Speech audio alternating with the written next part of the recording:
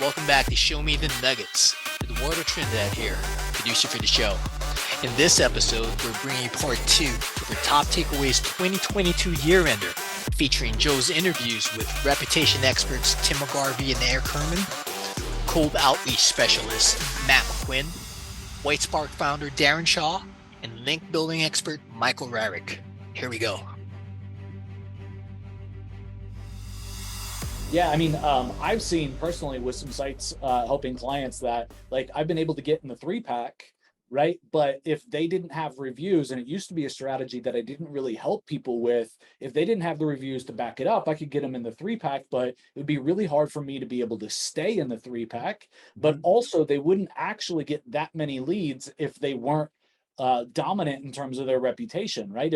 If they have the least amount of reviews and the worst overall score, just because you get there doesn't mean that all of a sudden, you know, the phone calls are just going to start ringing off the hook. Right. There's so much emphasis now in the market, and clients understand to a point that you need SEO. Yeah. Right. And they're like, yeah, we got to rank. Guess what? Right. You got to have the reviews. It doesn't matter. Like if you show up on the first page and people look you up and you don't have reviews, I guess we'll get into this, but not just any reviews. For sure. I like this guy. Like great office. Like, I come here all the time. No, 5 stars. No, we're not talking about that. Right. Yeah. So like SEO isn't going to save you if you're really in an area where you want to make a good living, right? It's not going to save you. It's a combination of things, and you got to start with a reputation. Now, I don't have any indication necessarily that SEO is easier because you have great reviews, but it's certainly. What's that? I believe it is. Really? I think that the click-through rate manipulation, we'll call it, whether your count of reviews is a factor or your click-through rate being manipulated because you have better reviews than everybody else, one of those is a factor, right? And if I have more reviews and I'm in the 4th spot, I'll end up climbing to the top 3 just because I have better reviews than the people in the first 3, right? And it doesn't mean I'll always be number 1, but I will outrank and I'll hedge myself into the 3-pack just with more reviews. So when you think about reputation, and you think about selling a prospect or serving a prospect with reputation, like what does that mean in your eyes? I think, when I talk to different people and interviewing different people, everybody's concept of reputation management and what they believe is involved or should be involved or important seems to be vastly different. Very much so. So the way I look at it is, I mean, I'm dating myself, but when I was in business early on, it was truly referral marketing, right? There was no online component. Yeah. So you would ask people to refer you around. And it was always, even today, to try to get someone to refer you without a program is difficult. But what I try to explain to businesses is you no longer have to do that. What you need to do is spend your time and effort in making sure what somebody sees, because whether you keep it up or you don't, everybody's comparison shopping, right? They go right down Google and they can see what other people say about you. So it's like an additional salesperson that needs to be accounted for in your business. You just can't get away from it. And I think when they get it that way, the problem they have is, how do I do it? How do I do it without having to have a full-time person, supporting that part of my business? But they get it when you say it to them that way. Yeah, it makes perfect sense. So many businesses were built on referrals, and I think people can certainly understand that analogy. And nowadays it's not done that way, right? It's done through reviews, and instead of getting a referral, you ask for a review. That's going to boost your reputation. That's going to get you better reviews, more highly seen on Google, more sought after. I think that makes a whole lot of sense. Yeah. Yes, absolutely. Yeah. Top things that I see working in cold email are this. I'll tell you something that I don't see working as often, and that probably a lot of people are doing right now. And that is this. A lot of people are used to being able to send or being taught that they can send 3,000 emails out to 3,000 companies and grow their business. And this is a twilight of opportunity. It's closing, and it's getting darker and harder to do because every email platform provider is working harder to eliminate that feasibility. And so agencies, if you're listening to this and that's what you're doing for your clients, you should be scrambling to figure out what you're going to do next year, because it was 2 years ago, it was getting harder. This year they cracked down again, and it's just going to keep happening because blasting spam is not something that's good for platforms. So if we do that at scale, that's something that's really hurting people. And the people that are coming up with these crazy campaigns, and it's probably not what everybody wants to hear, but it's actually the people that are doing the things that aren't super scalable. When you actually look at what those scripts are that are doing very well, they went and did the things that we've been talking about. They went and found something common ground. They had somebody research, and it's genuine, and it's more than one point of common ground. And there's so much going on there that you just can't deny the reason to communicate with that other party. And if you can find that compelling reason, it doesn't matter what it is, those are the people out there that are getting more results. Like 2 years ago, if you were to say personalization is going to put you way ahead, I would have agreed. Right? It did initially, but that's because everybody was generic and spamming. And now we all get the generic personalizations. So now what's going to happen? Like, what's the next horizon for cold outreach? And it's actually genuine connections with people, especially as we move into an era of AI and Web3, where people are wearing their technology and there's computers that are hard to tell apart from people. Like, there is an ever growing need to be genuine and form valuable relationships in a way that might not seem scalable to you. But the difference is, guys, and I think this is something everybody seems to forget, just because in the past we had to send a whole bunch of contacts, I had to do a whole bunch of something to get a result, doesn't mean the value of what you're doing has changed. It's actually increased drastically. That if you can still do that and get results, well, good for you. You're probably super high margin because you're not doing the super unscalable things. But the reality is, if you can produce results in a way that other people can't, and it's getting harder and harder to, the value of your service goes up with that. So don't sleep on the fact that if you're delivering results where other people can't, you're providing a service and doing something that's worth more than $1,000 a month. Like, don't just set your bar and say, this is what I'm worth. You need to know that what you're doing is something difficult. If you're winning with cold email, you're doing something 99% of the other agencies are failing at and gave up and said it doesn't work or never even tried. So you need to value what you're doing and understand just how much of a catalyst this can be for you and your clients too. Don't sleep on that. Man, I love the blasting of the emails. Like, so agree with you. For me, like, I've always found, even when I make the copy work and I start blasting, I get too much response. I can't keep up with, I can't make the most of it. And then like my marketing's like this too. Right. So I'm either flooded with way too many appointments. I can't keep up with the demand. I have too many conversations. I'm not managing it well. And so I don't like the blasts, right? Like they're uncomfortable, right? Like, so I like easy going. I want to know what to expect. And I want consistency, right? I don't want like feast and famine. So in my marketing agency, I'm always working on building a campaign that works. And I'm looking at building it with no volume, right? Like super small lists, really small, really tight, get proof of concept, get 3-4 follow-up emails in there, make it work really, really well. And then I can work with somebody like you and just say, all right, like literally every week I need, and do the math, I need 30 prospects every week that fit this criteria. And I need you to, build this list for me. And then I'm going to dump it in the front of it and out the back every week, like clockwork. It's going to give me 7 or 8 appointments. Oh yeah. So I asked the question, what factors do you think absolutely do not impact rankings? So these are the myth busting. So here, this is my favorite one, top of the list. This is the one that comes up all the time. And there's a lot of snake oil in the industry about this particular myth. Ooh. Geotagging your photos before uploading them to GMB. Oh my God. It's sold by software companies, and you see it on the landing pages of agencies, we're going to geotag your photos. Oh my God. So that's another thing. What happens is when you upload a photo to Google, it strips all that data out. So it's like, there's absolutely no value in doing that. Don't bother. Don't waste your time on geotagging photos. And this has been tested by a number of practitioners They geotag the photos, so no ranking benefit, so no benefit whatsoever. So geotagging photos, number one, top of the list.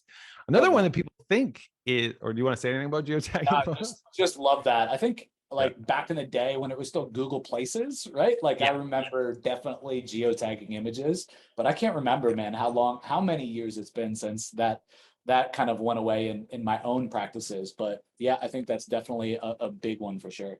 Yeah, I'm with you on that. Actually, back in the day, I was so excited when I discovered that I could stuff keywords into the EXIF data of images and then upload it. I was like, this is it. It's my ticket to rankings, but it has no impact.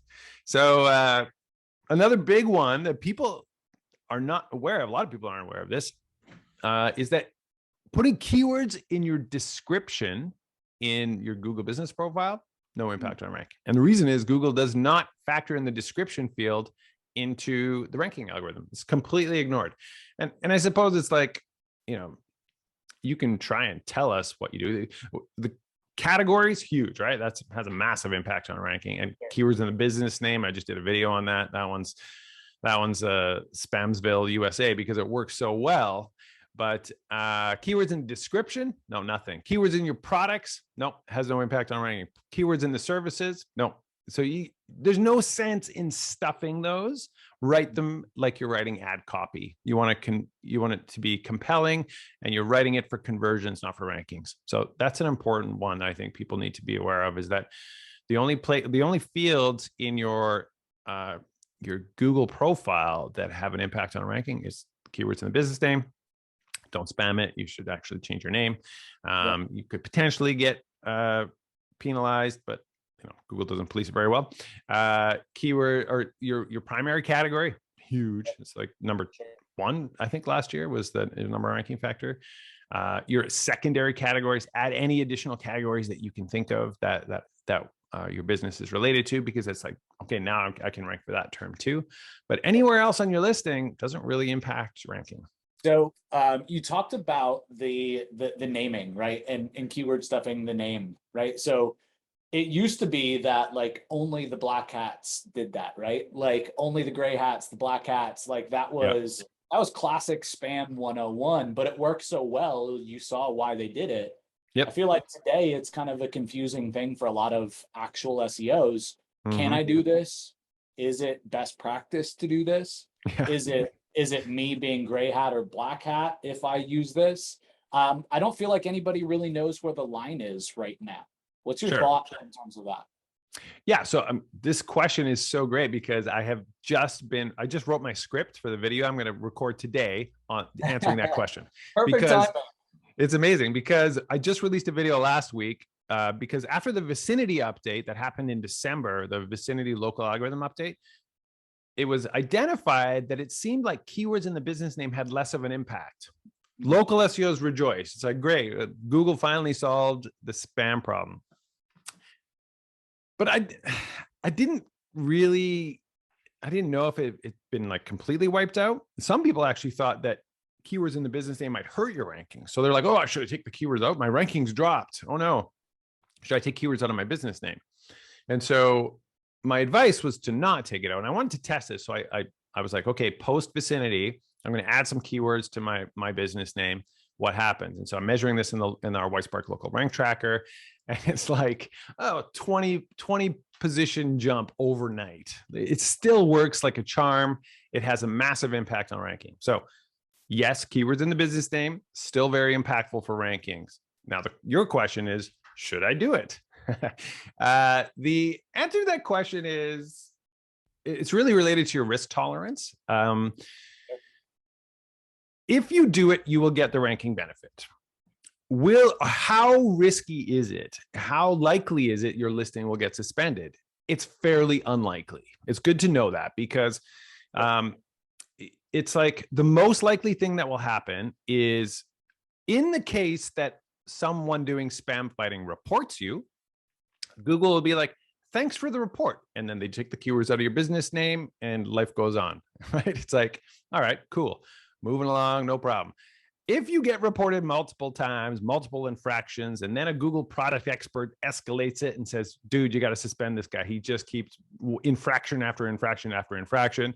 Then Google's support team, their arm will finally be twisted and you'll maybe get suspended. It's hard to get suspended. It's hard to suspend someone. Anyone that does spam fighting knows how hard it is to get this damn stuff taken off of Google.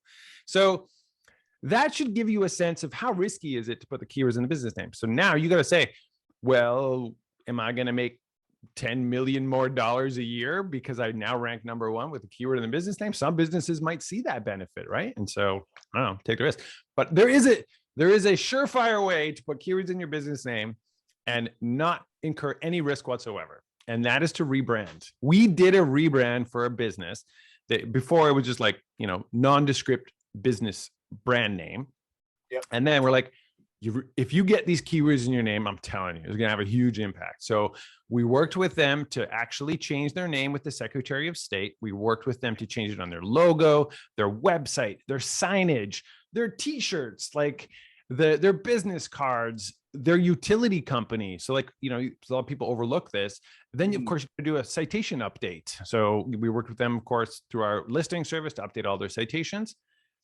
The amazing thing is you can't get suspended if it's actually a business name. So there you go. That's your risk-free way to reap the rewards of how strong of a ranking factor this is. Yeah, definitely a very strong ranking factor. Thanks for the clarity. I love the client example too. I have a friend that does marketing, local SEO specifically for dentists, and he only works with like a dozen dentists, but he requires them to change their business name and helps them through the process. It's like, if you want to rank, you better change your name. That's part of our, it's just like, you got to do it. Here's my track record. Like 99% of my clients have gotten on page 1 for their primary keyword phrase. Totally. Like, so it definitely works. Obviously very big commitment though on the other side. Oh, I will say one other thing about it. It works now.